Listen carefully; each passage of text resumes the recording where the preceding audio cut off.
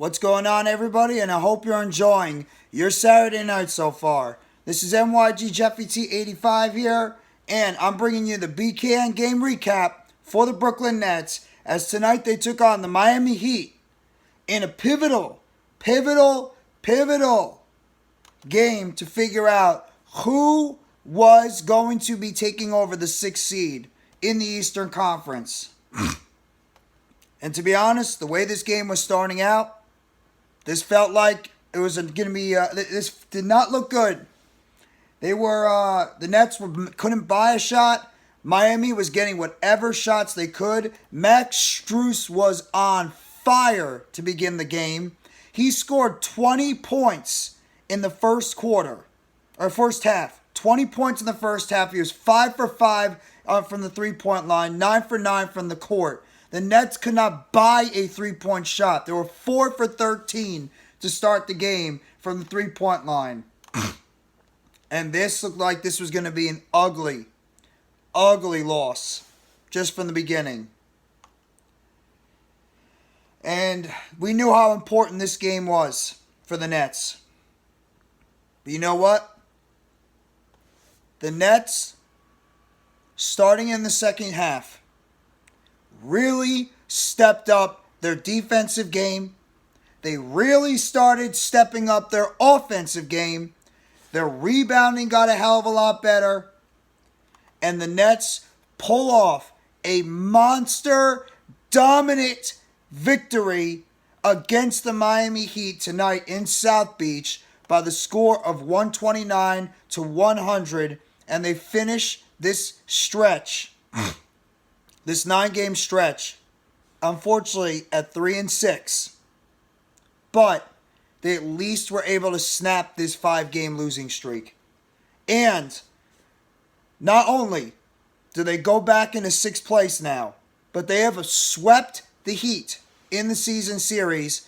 So far, they've beaten the Heat 3 times. And right now, the Nets would have the tiebreaker against Miami if, God forbid, both teams finish with the same record. The Nets would own the tiebreaker because they have beaten the Heat 3 times so far in this season. And this was a collective team effort.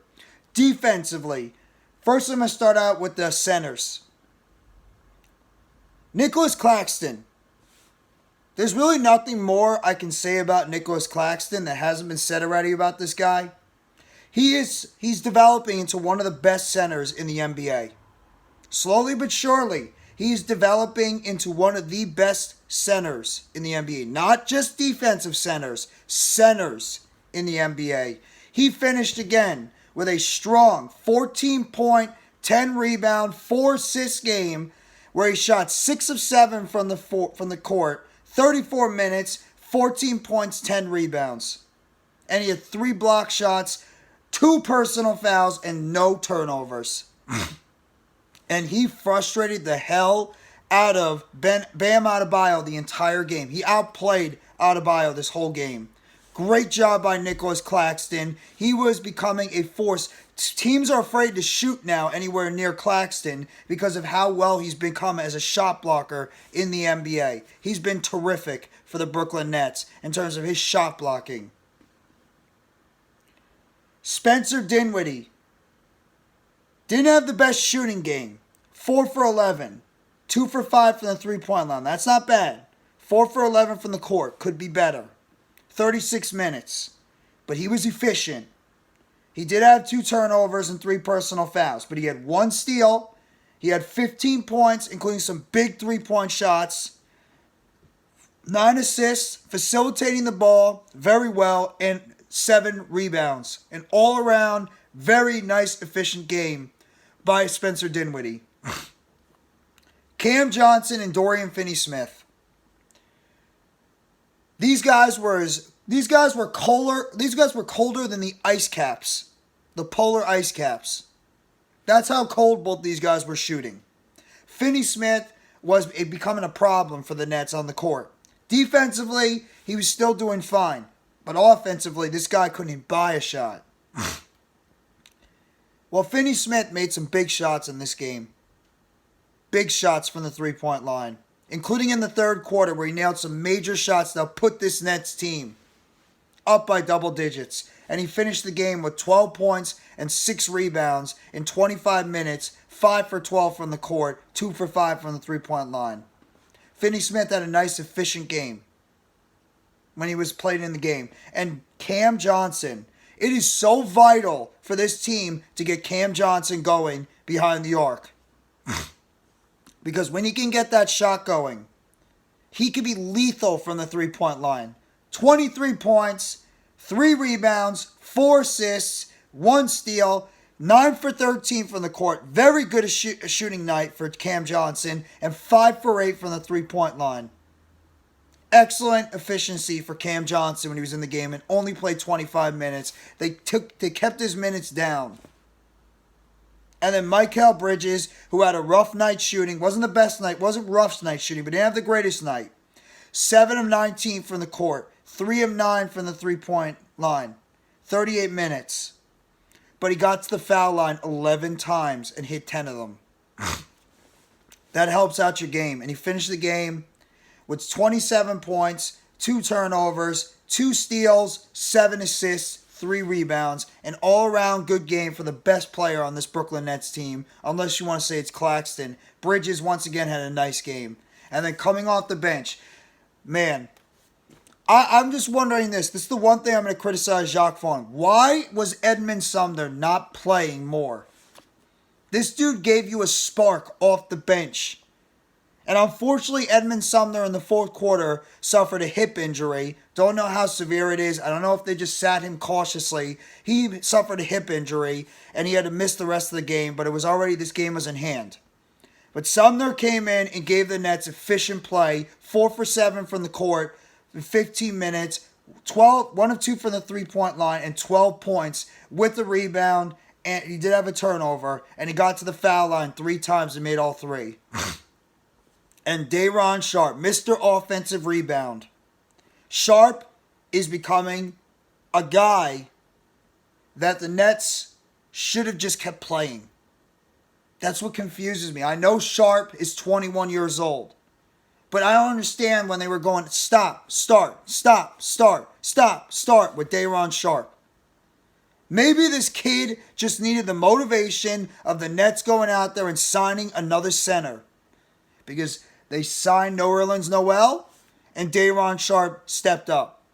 Then he had a couple of rough games. Then they signed Moses Brown, and now Day'Ron Sharpe has had the most efficient 3 games of his career, of the season for the Nets. And he has become Mr. Offensive Rebound. 6 of his 8 rebounds tonight were offensive rebounds. And he had 9 points and 8 rebounds, 2 assists and 1 steal and 1 block shot. No turnovers and 1 personal foul, and he shot 3 for 4. Good backup center minutes for Day'Ron Sharpe for the Nets. And then Royce O'Neal. I like Royce O'Neal. Some people might not like Royce O'Neal. I like Royce O'Neal a lot. I think he fits the 3-and-D role perfectly for this basketball team. Another nice game for O'Neal. 8 points, 2 blocks, 1 steal, 2 assists, 3 rebounds, 2 for 4 from the three-point line. Not a phenomenal shooting game. 3 for 8 from the field, 27 minutes. And then Joe Harris contributed in 15 minutes. He had 6 points, 1 assist, 2 rebounds. Had some nice plays out there. 2 of 5 from the three-point line, 2 of 5 from the court. The Nets had 30 assists in this game to the Heat's 22. The Nets, now all of a sudden the Nets know how to rebound the basketball all of a sudden. These past few games, since Day'Ron Sharpe has gotten inserted into the lineup, now the Nets are out-rebounding everybody. The Nets out-rebounded the Heat by 13 tonight, 45-12 to 32. Where was this all season? Every single time we're all talking about this Nets team not being able to rebound the basketball. Now this is the fourth straight game this team has out-rebounded their opponent by a decent margin. And the best thing about this Nets team, they turned the ball over 6 times only. 6 times. And the Nets started catching fire from the three-point line. That was the most impressive part, and their defense started stepping up. Miami was having their way in the first half. They scored 69 points in the first half. 69 points the Heat scored. And the Nets only had the Nets only had 65. But the Nets defense really turned it up in the second half of this game, and they limited the Miami Heat to only 31 points. The Nets defense stepped it up. Their rotations were good. They were causing turnovers against Miami. They were stealing the basketball. Dinwiddie, for the most part, had some great plays against Jimmy Butler on the front court and against Kyle Lowry. He played well on the defensive end, getting some big turnovers for the Nets. Claxton, Bridges, Cam Johnson, Royce O'Neal, Finney-Smith had some nice defensive plays. This was an overall monster win. Now, yes, Miami's not a great team this year. But you want to avoid that play-in game. And you needed to beat Miami. And this was a big win for the Nets. A, it stops your 5-game losing streak. B, it gives you a chance now to start getting more confidence and maybe picking up some momentum. And C, the shots started falling tonight. And if you want to throw in D, the defense really stepped up in the second half. This is the enigma of this Nets team. Sometimes they go out there and they look like they don't even belong in the playoffs. And then they have games like tonight where they just go out there and their defense and their offense shows that this team is not that bad. This was an impressive performance tonight for Brooklyn in a critical game where the Nets needed to win after what happened to them against Cleveland on Thursday. After the way that game transpired and way it ended, the Nets needed to come out tonight against Miami and get the job done. And that's exactly what they did. And they got it done in convincing manner. And now the Nets are 40-34. And the Nets, you can argue, now the Nets schedule is going to get it's going to get a little easier now. Now I know Orlando has played better. But the Nets have to go take care of Orlando. The hardest game on this schedule. Right now, the Nets have 8 games left on their schedule. They have Sunday against the Orlando Magic.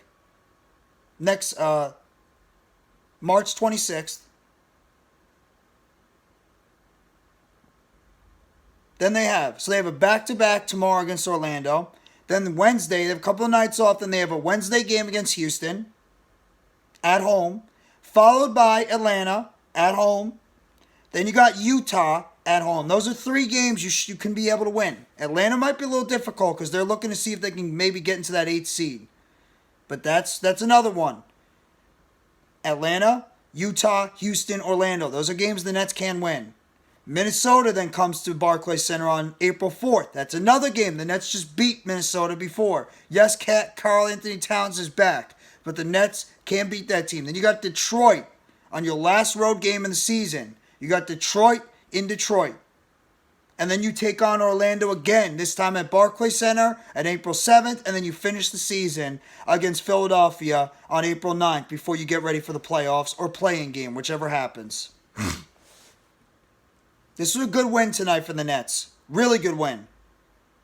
But you got to go out there now against Orlando and you got to back it up and get another big win against a team that you should be able to handle. Because Orlando has played better, and I'm not taking Orlando Magic lightly at all. They are a solid young team, but they're still a team that has struggled to find themselves this year, and the Nets need to capitalize. Yes, it is a back-to-back, but you need to capitalize and go out there and take care of business. If you want to be able to lock up that 6th seed, you got to take care of business against this Orlando Magic team. But good win tonight by the Nets. Good win. And after they got off to a really rough start offensively and defensively, the Nets ended up shooting a lot better in the second half. They shot 49% from the court and 45% from the three-point line. And Miami, who was really, really on fire at the beginning of this game, they shot They were shooting over 50% from the three-point line. Their percentage dropped to 40 at the end of the game and only 48% from the court. And Strus, who was on fire at the beginning of the game, he was 5 for 5 from the three-point line, 20 points in this first half. He only finished with 23. He only scored 3 points in the third quarter, and that has a lot to do with the Nets defense. Big win, good job. BKN Game Recap. Nets with a monster win tonight against the Miami Heat by the final score of 129-100, and the Nets are now 40-34. They recapture 6th place in the Eastern Conference, and they have another game tomorrow night against the Orlando Magic in Orlando before they head back home for a 3-game stretch against Atlanta on Friday, Houston on Wednesday, Atlanta on Friday, and Utah on Sunday. And then you follow actually a 4-game home stretch, and then you got Minnesota on April 4th. Hit that like button if you haven't already. Give a sub to NYGJeffyT85. More news, updates, and chatter surrounding the Brooklyn Nets. And turn on that bell for notifications of the next video or short. It's going to be dropping on the channel surrounding the Brooklyn Nets. And you guys let me know in the comment section if you're happy about tonight's Nets victory. Monster blowout victory over the Miami Heat by the final score of 129-100. And your state of the Nets going into tomorrow night's game against the Orlando Magic. Thank you very much, everybody. Have a great rest of your Saturday night. Take it easy and let's go, Brooklyn Nets. It's a Nets world, and we're all just living in it.